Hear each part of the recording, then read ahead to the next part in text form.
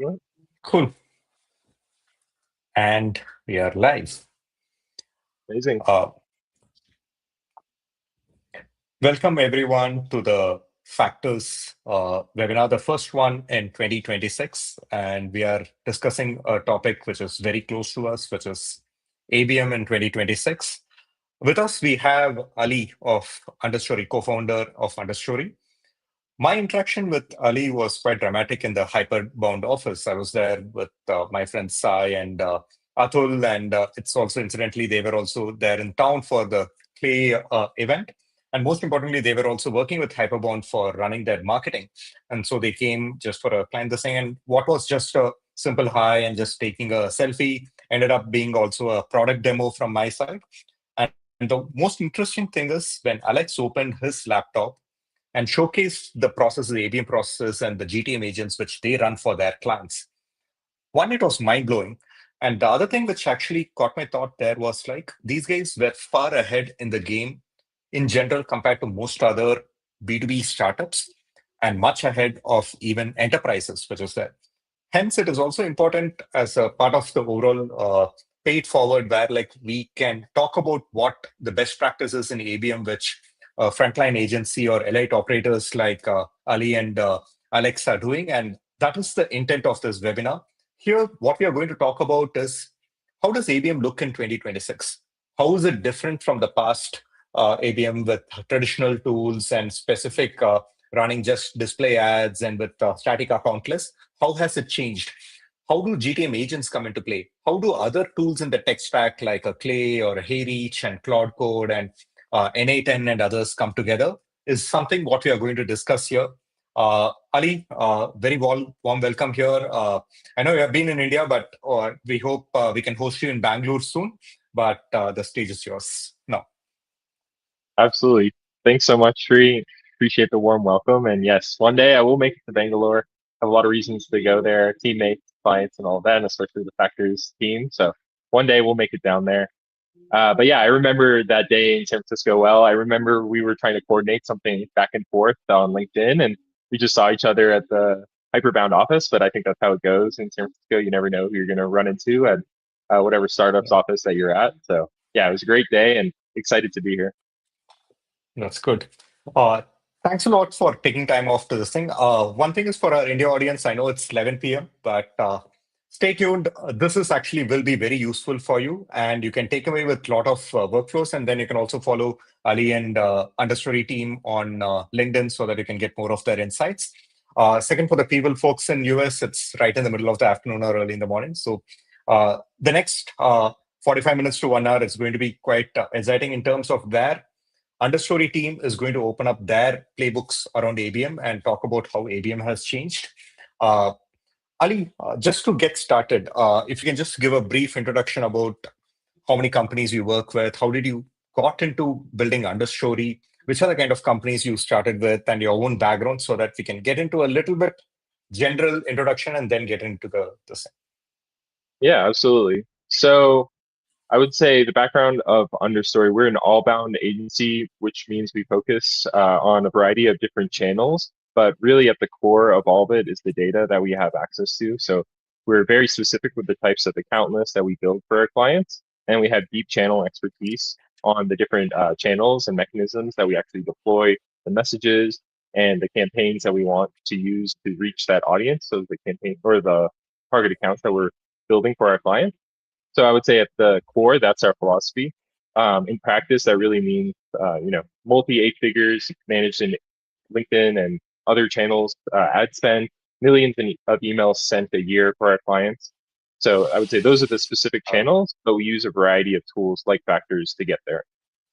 I would say, the That's way we started, my background has always been in agencies or B2B SaaS platforms. And I kind of took all of that experience with my co-founder, Alex, to build Understory, where we bridge all of our deep marketing and sales expertise with the campaigns and tech experience for B2B SaaS companies.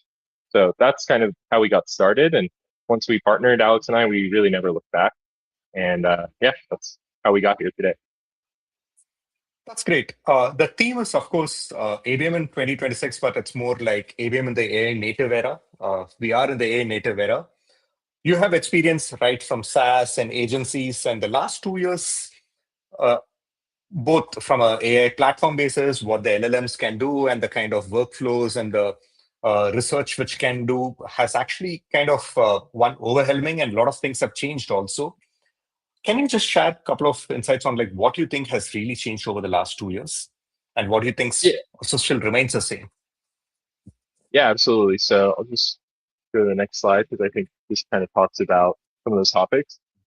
But, Mhm. I think there definitely has been a transformation in how companies are going to market. And a lot of that has to do with the explosion in AI and generally, I would say sales and marketing technology, because we're able to adopt all of that uh, new infrastructure, new technology, and really be able to personalize and customize messages that are extremely relevant to the audiences.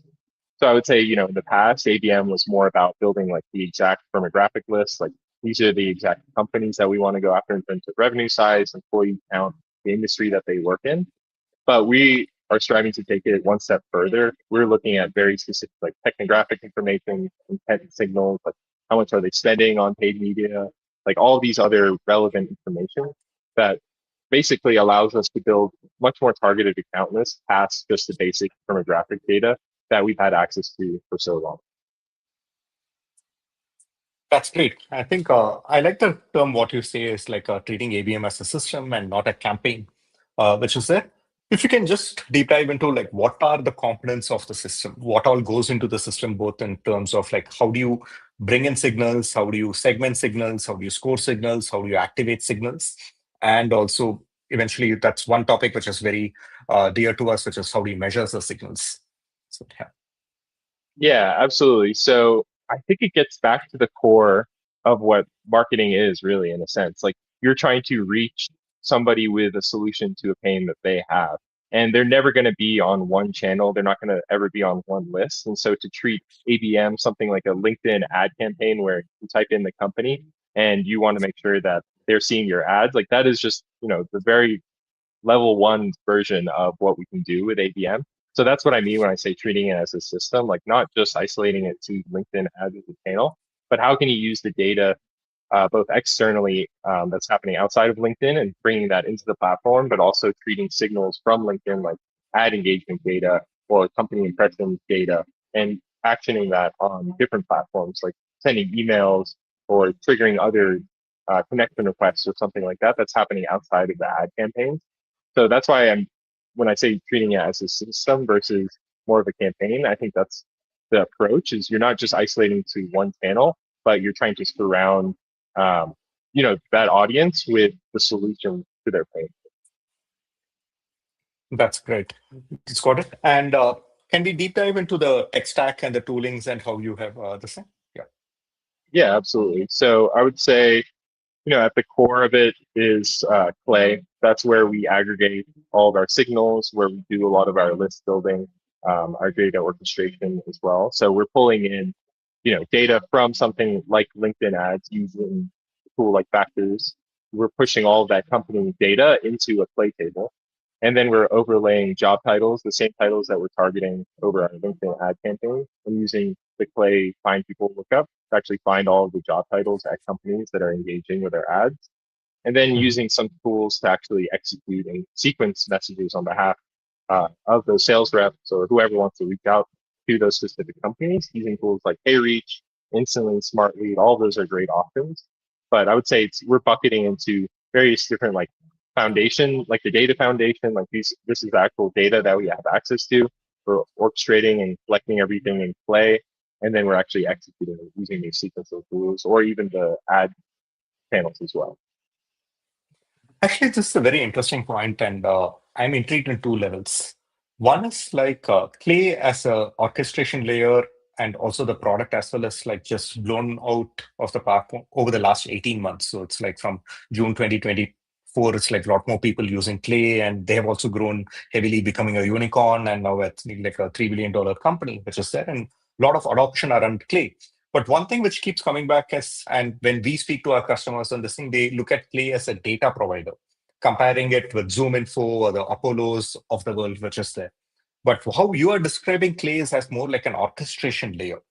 how are you using Clay differently compared to the traditional this thing of like looking at it as like a data provider? This thing. Yeah, I think that's a common misconception we see a lot when we talk to companies is that Clay is actually a data tool or that you get data from Clay. But in a sense, it's more of just a data aggregator. So if you wanted to pull data sources from something like Apollo or ZoomInfo or Built with or any of these other data providers, you can do that with Clay. You're not actually using Clay to pull the data. You're using all these other enrichment providers to pull that data into the platform. Does that make sense? That makes a lot of sense. How does what has changed in the last 12 months with something like using like Clay? Why would you use? And there is also this AI native operators who talk about like using something like a full enrich, then a Cloud Code, and then N8N and others to do the orchestration.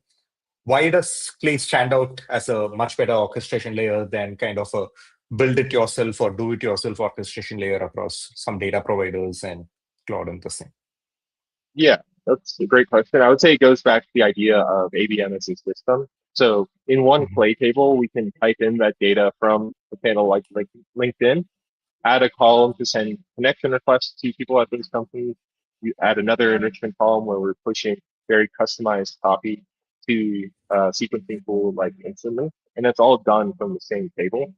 So I would say it's more of an aggregator of those different platforms, not just the data, but you're able to actually action it and build that system within one playtable.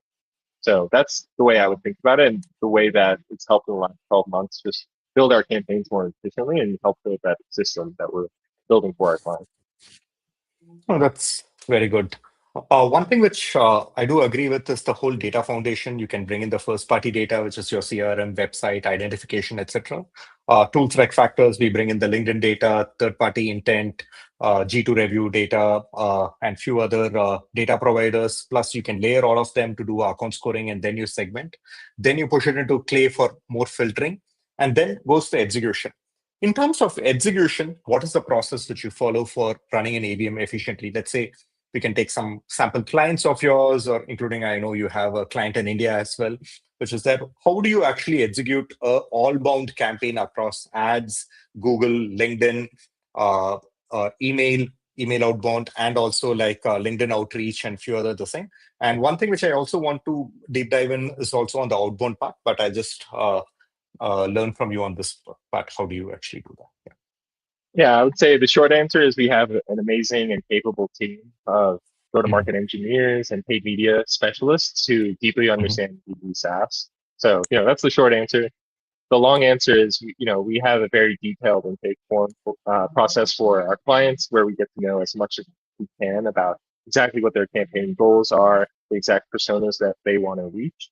And we have a detailed onboarding call with our clients where we try to understand more about their goals, verify all of our assumptions and, um, you know, knowledge about the company is correct. And then we use all of that data to essentially get to work. It really depends on the specific client that we're working with, but there have been many cases where we need to build account audiences from scratch uh, using different tools. So sometimes clients have technographic requirements. Some cases they could be a cloud security company that can only work with Google Cloud. So we need to understand like how can we build an account list of all of those companies. Then we understand the tools that we need, the actual systems that we need to build to enrich that data. And then once we have that data layer, then we can start to deploy campaigns on the various channels. So let's say we'll have one of those GTM engineers use tool like Built with or HG Insights to understand if certain companies are using that cloud provider. Once we have that account list, we'll upload into a platform like LinkedIn Ads. We'll also begin to personalize the copy specific to each one of the companies on that account list and creating sequences for LinkedIn outreach as well as cold email, and we'll start to deploy those campaigns. So again, it really comes down to the data. And once we have that, then we Mhm. can start to execute on the personalization, but also the channels as well. Got it. Do you use any agents for personalization at scale in terms of like how do you automate personalization at scale? Because personalization is something which is like one is to one ABM, which people talk about. But when you're reaching out to, let's say, 1,000 companies in a list, and also there will be multiple kind of buyer personas within those companies, how do you manage personalization there?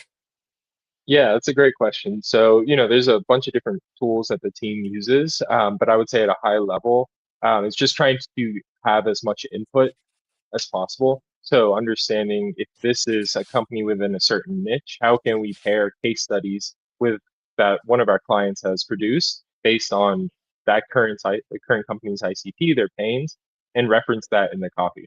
So we try to just, maximize the amount of data we're feeding whatever agent or tool that we're using Mhm. to actually create that copy. So, in Play, you could run a column just using ChatGPT, but as long as you have other columns that reference those pain points, previous case studies, you can embed all of that data and personalize the copy from there. Got it. Oh, that's pretty extensive. You mentioned a lot about the base of your core of your whole ABM is like having the audience and building the account list and the thing. Can we go into the whole your kind of architecture for data orchestration so that we can learn better in a structured design? Um, Sorry, could you clarify the question a Yeah, little bit? the next slide where you talk about the whole data Oh yeah. orchestration. This thing. Yeah. Yeah, exactly. So very similar to what we just covered. You really need to start with that source data. So understanding exactly what's the account list that you're working with. Is it website visitors? Is it close lost opportunities from your CRM? That's the most Mhm. important detail. And then once you have that actual account list, the next step is essentially to enrich it. So are there certain details about the companies that we want to use when we actually deploy that information? Let's say for LinkedIn, for example, the more data you can provide about the company when you upload the list into LinkedIn, the better you'll get a higher match rate. So that's why enriching it is really important at that level. There's also aspects to keep in mind when you are doing something like email outreach. You need to triple verify the emails that you're sending to, ensuring that none of them are Mhm. fake or inactive. And that's really important just in email sequencing. So that's also one of the processes that we go through when we actually enrich the data. And then in terms of scoring, we're looking for a combination, I would say, of intent, but also engagement. So let's say a certain company has viewed our ads a certain amount of times, has responded to LinkedIn messages, or has responded to an email. We can score all of that and essentially rank them in terms of who we should reach out to based on priority. So this is something a sales Yeah. team could use. Like all these companies have engaged with our ads 10 times.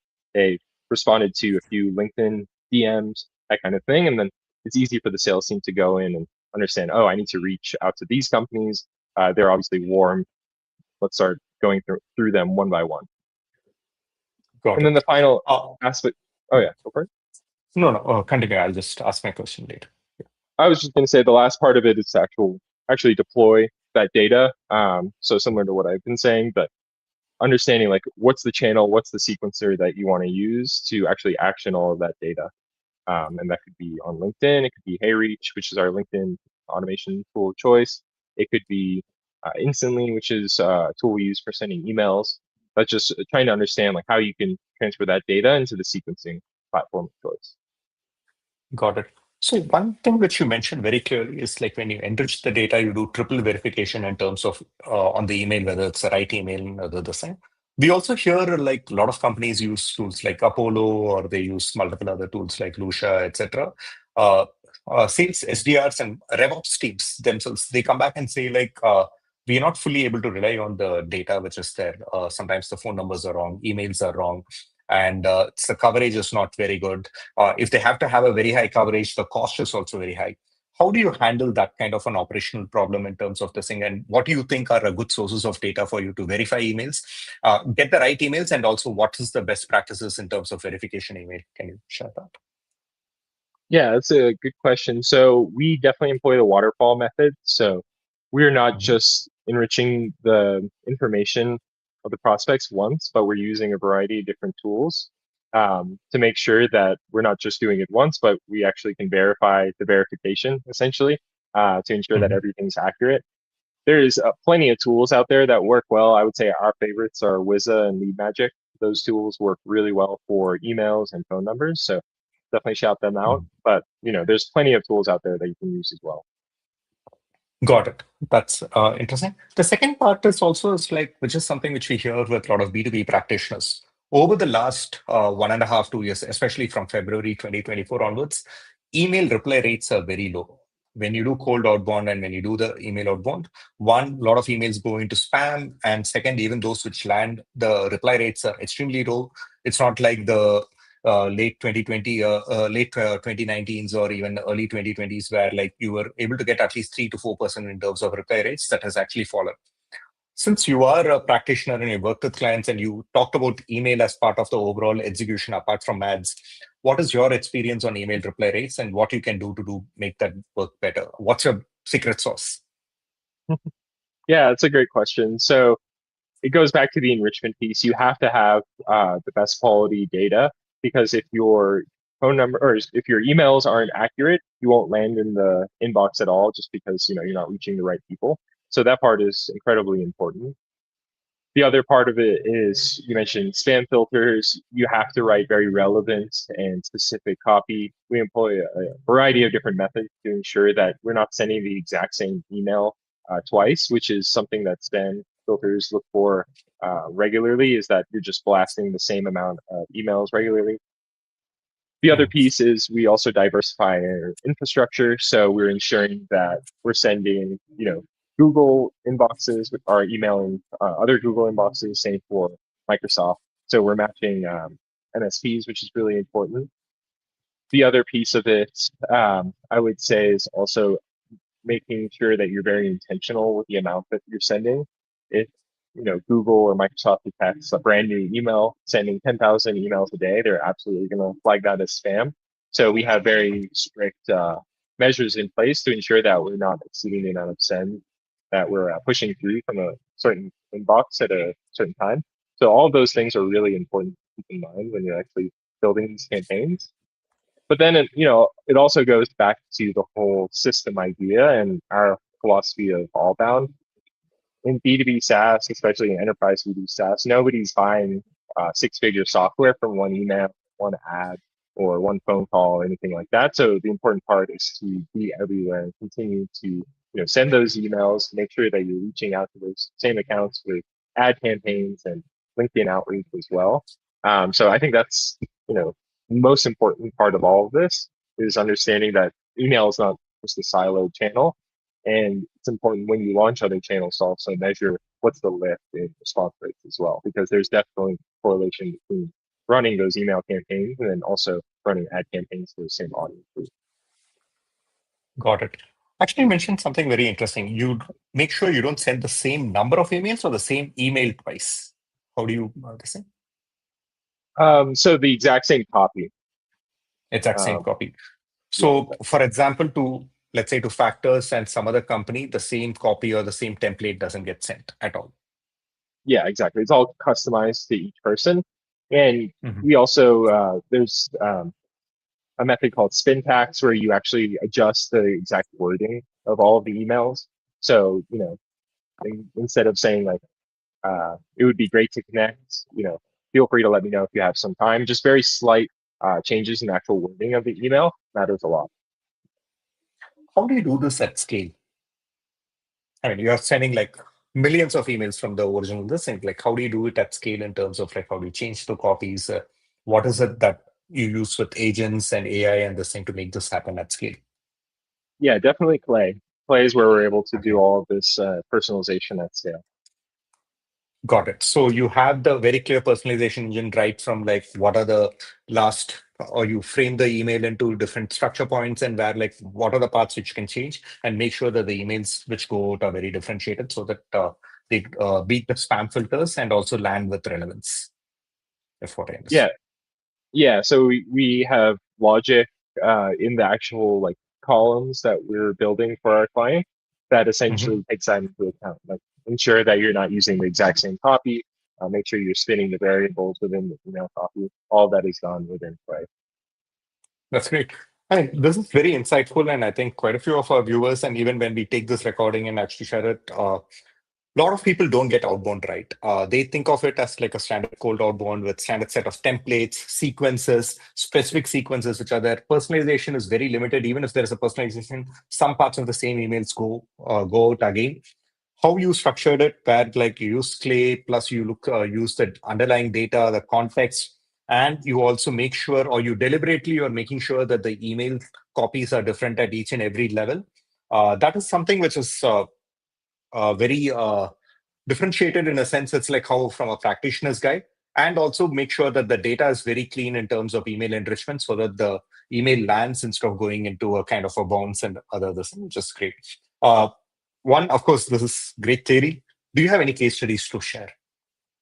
Yeah, absolutely. So I think it's the next slide here. So Mhm. this is a very interesting case study. So we started working with this client specifically on LinkedIn ads. We were generating meetings, demo requests specifically from their campaigns. But when Mhm. we analyzed the data, we noticed that we were only seeing around a 45% meeting booking rate. So to explain that a little further, we were using LinkedIn's native LinkedIn forms, lead gen Mhm. forms, which have pre-populated information from whoever's viewing the form. So they're very easy to submit. They keep you in the platform. Um, but what we were doing was after somebody submits on one of those forms, they're redirected to a calendar link, and there was a ton of drop off from what we could see. So about a 65%, or sorry, 55% drop off of people who actually viewed that calendar link and left and bounced before they actually booked the time. So we wanted to approach it a little bit differently. We wanted to make sure that they were not just getting the calendar link immediately, but we were also sending a LinkedIn connection request as well as an email as soon as they submitted the LinkedIn form, just to maximize the amount of opportunity they had to actually book a time. And once we implemented a tool like HeyReach and Instantly to actually increase the amount of bookings that we were getting from the campaign, we essentially took that 45% booking rate and increased it to 75%, which is one of our strongest campaigns that we've been running. And if you think about it at the end of the day, like clients don't really care about demo requests. They care about like, the actual meetings that are being held and are actually uh, getting on the books. So we're able to decrease that cost per meeting book by essentially 30% by employing this multi-channel approach. And it's one of kind of the yeah, I guess to say like case studies in this system of building ABM. You're not just approaching it from LinkedIn ads and crossing your fingers and hoping that people are going to book, but you're surrounding them with other opportunities to build connections, whether it's through sending them a LinkedIn message or an email, gives them more opportunity to start a conversation, actually book a call. So that's kind of the problem that we started out with and the solution we came to. And then there's a Slack notification which will get triggered whenever a demo request actually comes in the meeting. That is something you take it from HubSpot and you actually then uh, kind of display it back into the system.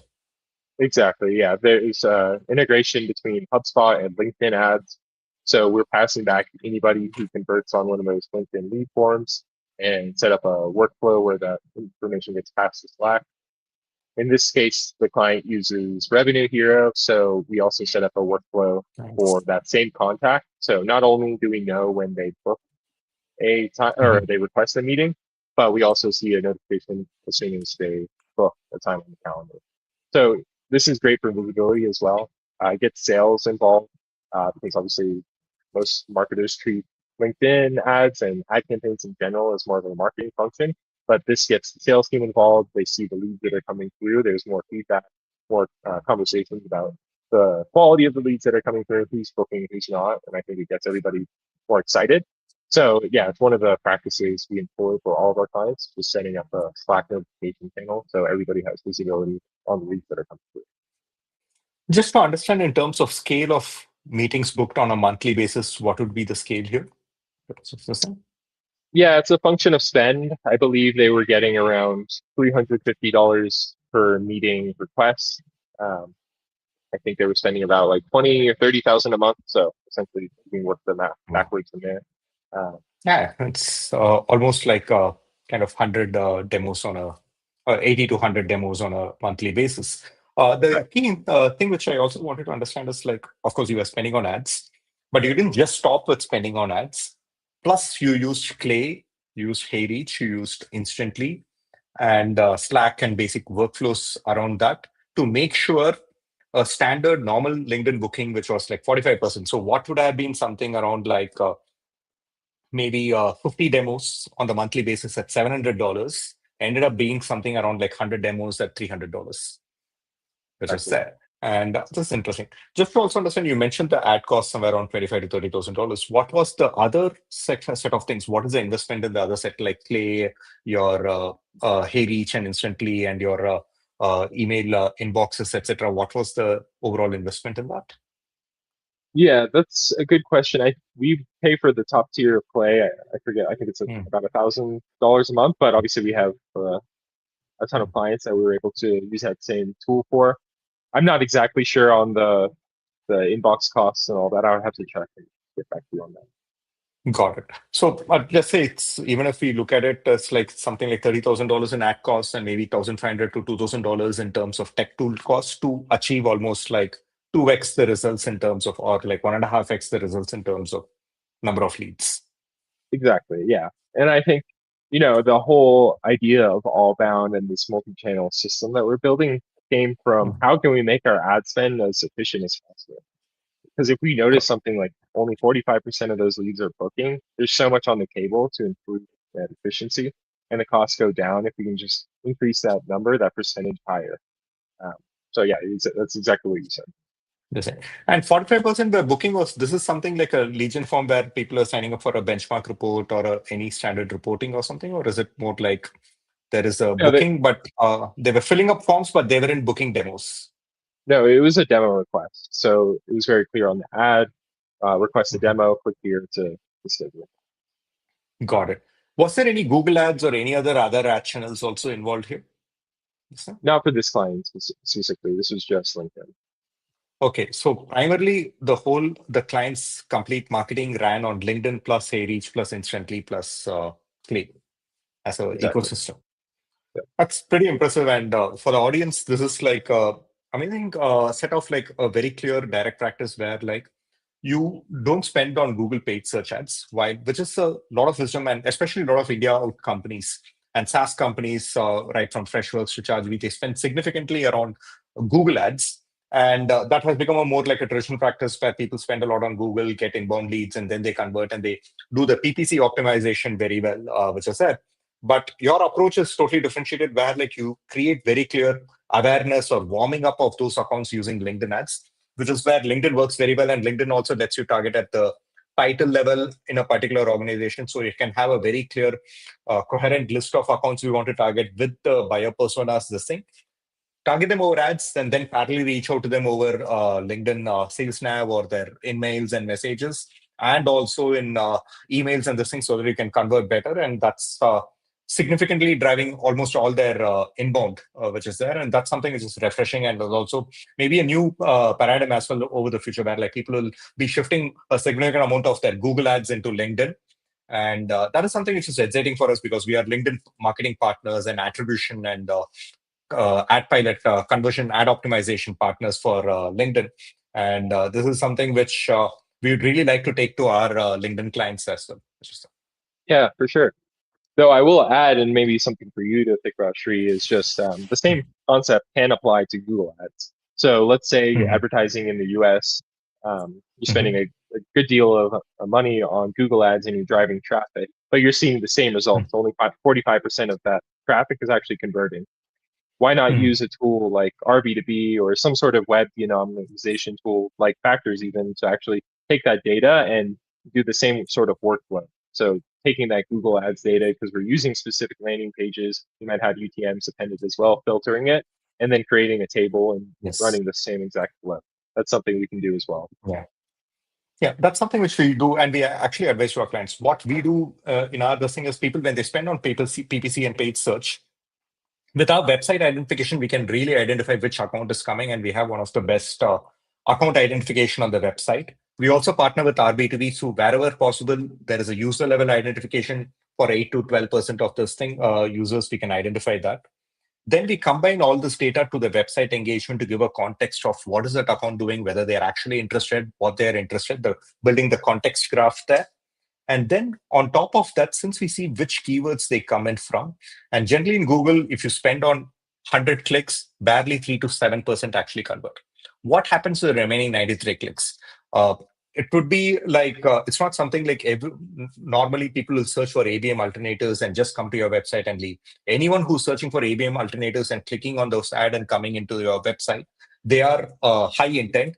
So the remaining 93 users who haven't filled up the form, we can build that into a sequence either over email or, as you said, into LinkedIn outbound account reach outs and other thing, and you can actually convert them. That also makes very good sense.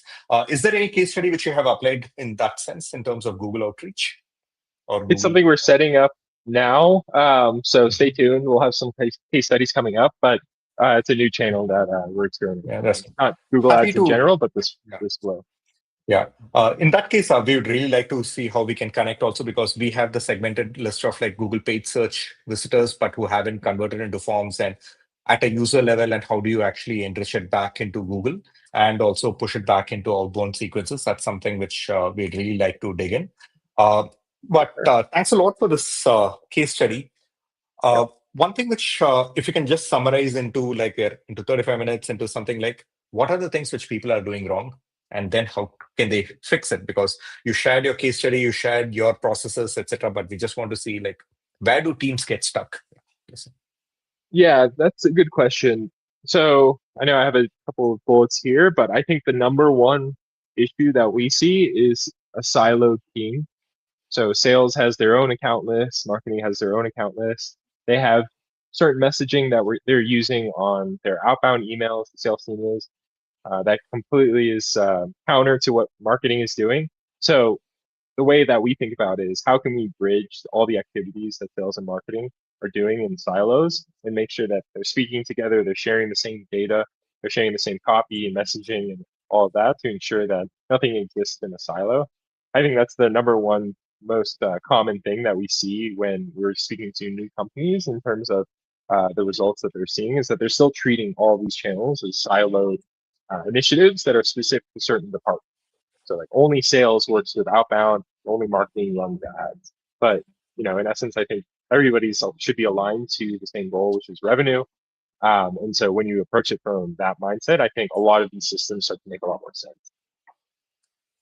And Got it. then the other part, I think what we talked about at the very beginning of the webinar is just treating ABM more as just more of like a tactic on something like LinkedIn, where you're Mhm. just filtering for certain companies and not thinking about it as more of a system where you're not just reaching companies in one channel, but you're trying to figure out where all of the users spend their time and how can you show up as much as possible on most relevant channels.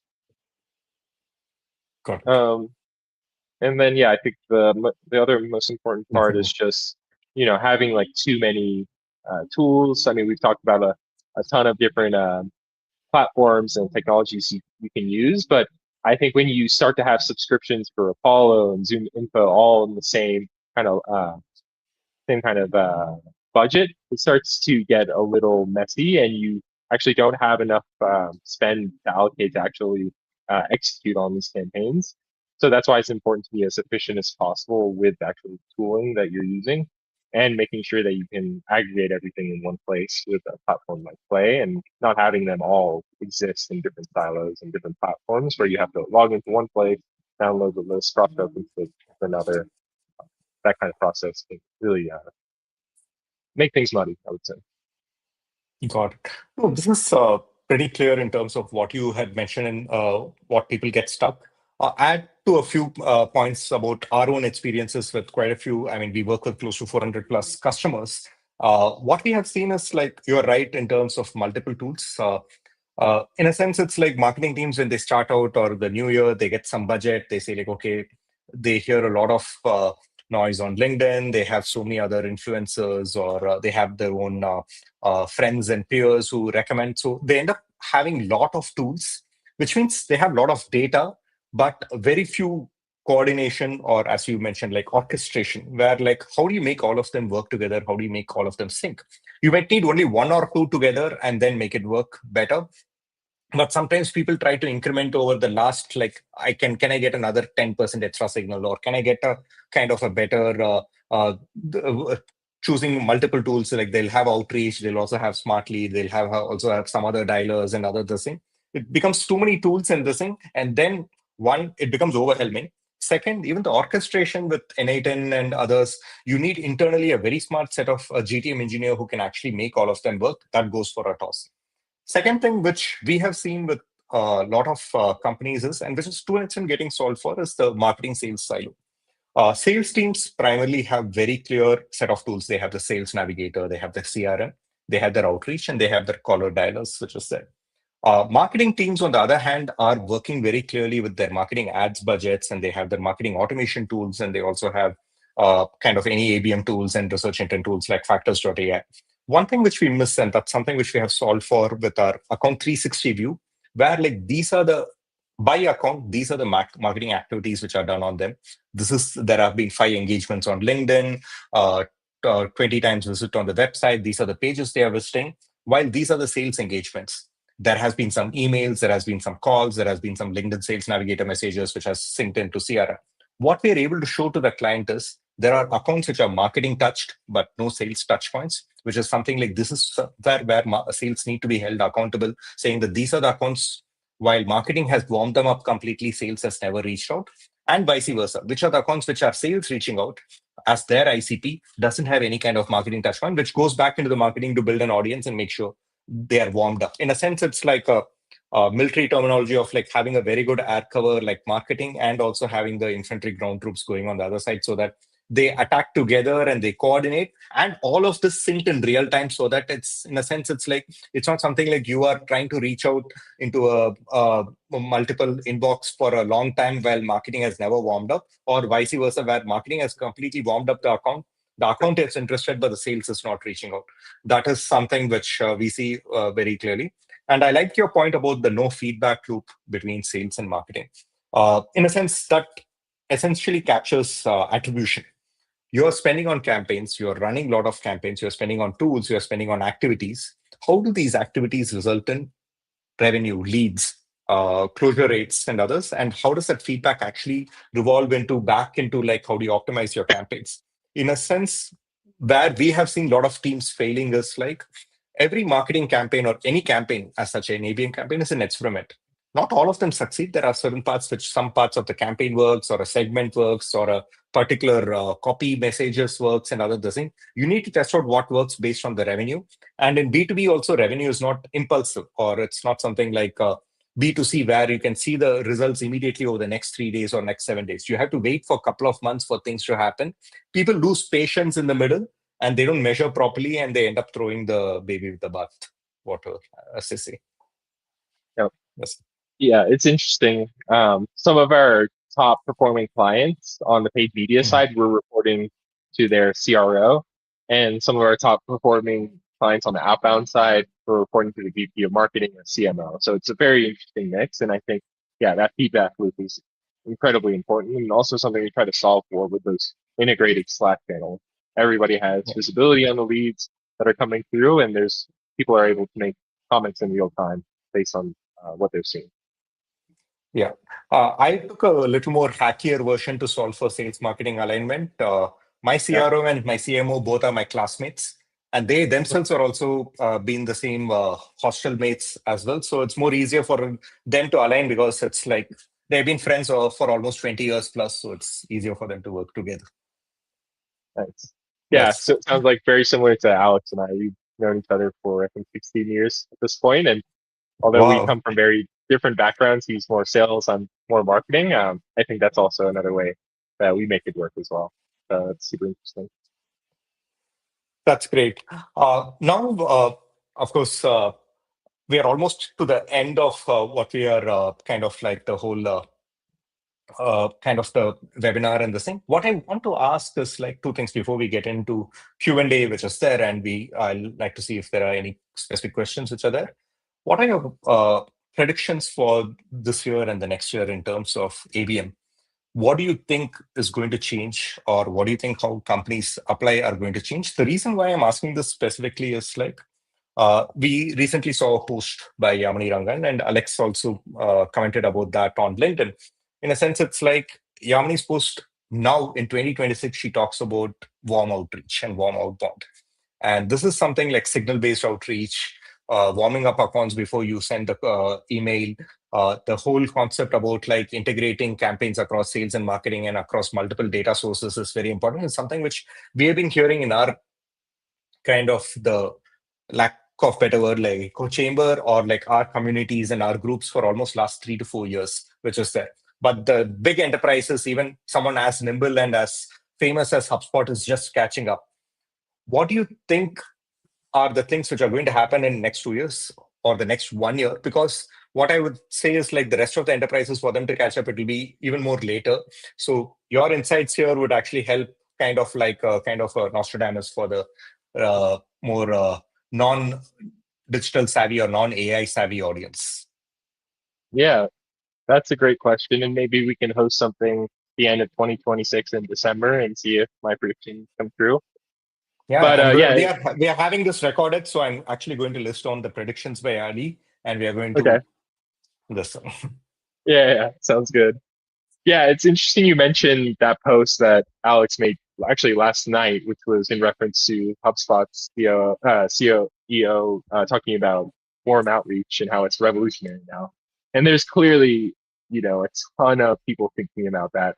I think Alex posted it not even 24 hours ago, and he already has over 100,000 impressions on that post, which is crazy to think about. So clearly, it's very salient for people. Um, but my prediction I would say is we have a ton of the tooling and infrastructure and tech in place just based in the last couple of years in 2024 and 2025. So I think now people are going to almost return to like I don't know a more simple version of accessing this data. Um, I think signals in general are going to be reinvented in a way where it's more friendly for sales and marketing, like we were just talking about. It's not just Mhm. siloed to sales should be reaching out to just these companies, but there's this real time feedback that's happening. So I think that's what we're going to see more of is more integration between sales and marketing because there's just all of this tooling that's kind of obscuring the lines of like what exactly is marketing, like how are we actually like going to market if we're spreading our message and creating demand through channels like outbound and stuff like that. So I think the lines between sales and marketing are going to get more obscure is what my prediction is. Lines within. Anything else apart from that? Lines within. Any Mm, acquisition predictions? Uh, I mean, I recently acquisition. saw a post. I think Brendan or the thing is talking about like maybe Clay might be acquired by OpenAI, Outreach might be acquired by Microsoft. Any predictions around those things? You think like any GTM space is ripe for there are a lot of clutter and a lot of companies as well, and it's generally more acquisitive. Over the next year, do you see any some of the major big names getting acquired or integrated into larger platforms? Last year, we saw Salesforce acquiring Qualified. Salesforce also acquired Bluebirds, which was a more smaller company. So anything on those Mm. lines? Yeah, that's a great question in terms of acquisitions. I don't know. I honestly can't speak too much to that. Um, Mhm, I would say we're going to continue to see tools like HubSpot fill in their gaps by acquiring smaller companies that fulfill very specific needs. I think mhm, that trend is going to continue because there's a ton of great companies out there who are building solutions to problems that we encounter every day. mhm, So I think larger companies are going to continue to look to those like startups that can be built like overnight at this point to fulfill like product gaps that we're seeing. But in terms of specific acquisitions, I won't say I'll be able to predict any of those.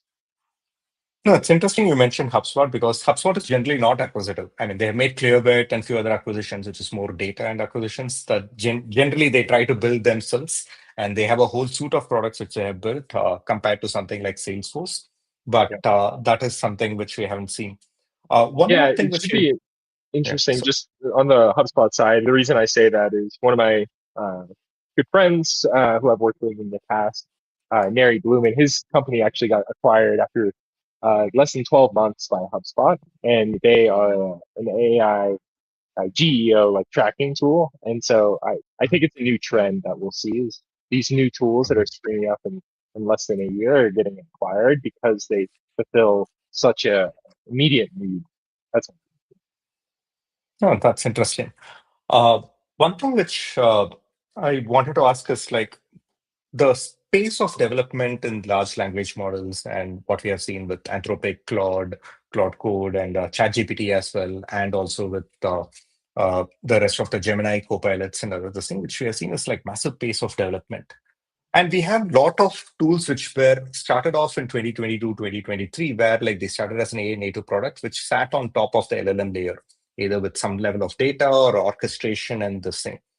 Do you see any of that kind of crazy orchestration or the kind of like lot of tools that seeing being disrupted? Because in a sense, what I'm trying to understand is like while Clay is great in terms of having the columns, having able to build this thing, will pure play data API only providers without any kind of interface integrate with something like Claude Code or OpenAI and other this thing to build out the same tables others more easily or out of the box in a $20 plus or $29 subscription instead of $1,000 subscription? Or do you see any kind of like email providers or email database providers like Outreach and others kind of like being disrupted by more cheaper tools like a smart lead with a couple of inboxes and with OpenAI and other this thing? Is that something which you also see here? To Or your second point, any thought? absolutely. I think that's already happening. I think, Mhm. the established tech is already being, upended by these new tools. And at this point, I wouldn't really consider something like Smartlead as a startup. I think they've hit some pretty impressive revenue numbers at this point. But yeah, I would, I guess to your first point, sorry, just remind me what the first part of your The question was first again. point is like, does the earlier the thing where like when I speak to some very heavy AI practitioners, they say like, okay, I don't use a clay table Right. for $1,000, but I use kind of just Apollo API or one of the even just Datagma or other API with Cloud Code and others to build my white code my whole GTM Yeah. system. So the white coding of GTM system instead of using multiple tools, even including schedulers and others, the thing is that something which you see happening or you have seen happening here. I think those people will always exist, and have people who create their own version of play. We actually have somebody on our team who built their own like hacky version of playing Google Sheets before it was a platform. But I would say that's the minority that's always been there. My opinion is brand is going to be the most important thing, and I think this is something actually Adam Robinson says a lot. Is just the ability to create new tooling and the ease of it has become incredibly like what's the word? It's just become a lot easier to build this new tooling in the last couple of years, and so the only way you're going to acquire new customers is to have a strong brand and to actually understand like your users and who they are and go to market based on that brand. So I don't necessarily think that everybody's just going to vibe code their own version of play, but I think the only ones that are going to survive, or the vibe coded versions of play, are going to be the ones that actually are able to build a solid brand for themselves. No, that's a great point. In a sense, you came around to the whole consumerification of B2B. In a sense, it's like what matters is a brand. I mean, people Yeah, can make a kind of colored soda water in this thing, but not everyone is a Coke. And there is only exactly. one Coke and one Pepsi, which is very hard. And hence, your brand building is actually is the key thing which is there. Which comes to my last question. I would just check, we didn't have any questions, but this is the question from me. You have worked with RB2B, Adam Robinson. Also, people hear each as well as like people who have created $10 million plus companies over the last 1.5, 2 years, etc., which is like massive growth and other those things. Since you ran their campaigns and you worked closely with them, what are the kind of key insights and what they have done differently, and what's this that you want to share with the audience in terms of like what people can do differently? So for I would say people in more direct to consumer and e-commerce companies, this is going to sound very intuitive. But the great thing about both HeyReach and RB2B is that they have an extensive collection of UGC and also founder created content, which is very different from what we see traditional B2B.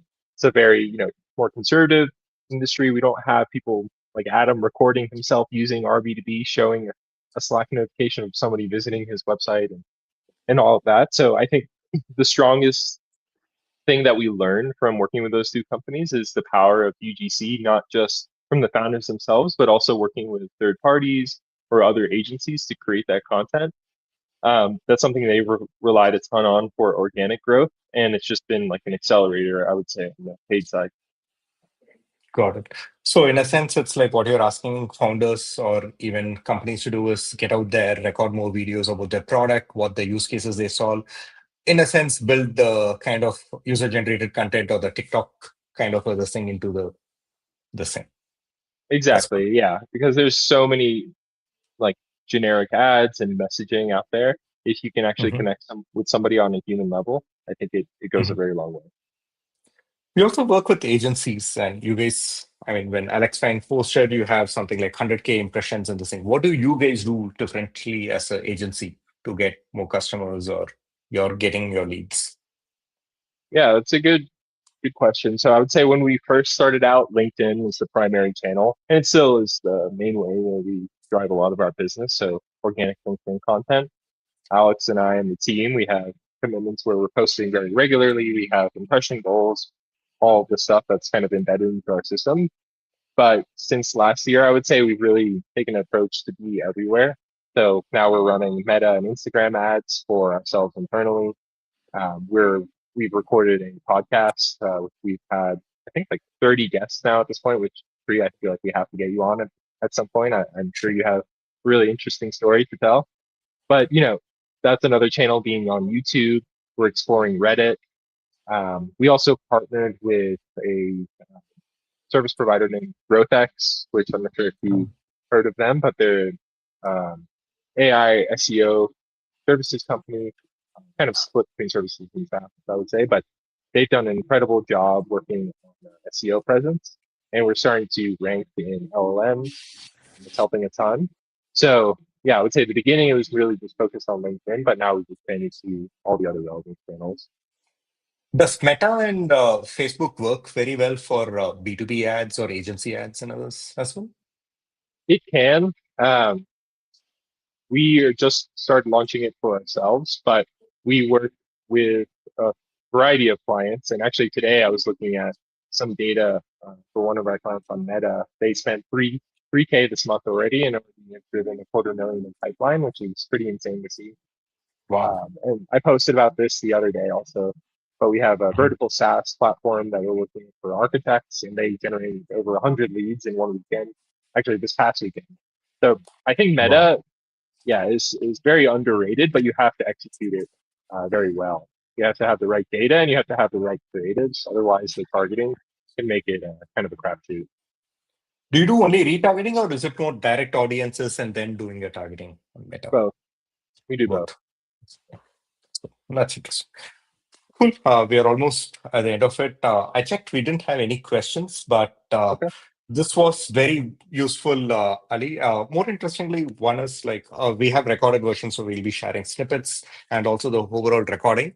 But one thing where it was very interesting for myself and I'm sure for the audiences also is like there is a unique set of perspective on how you look at both outbound campaigns, LinkedIn outreach campaigns, and ads together.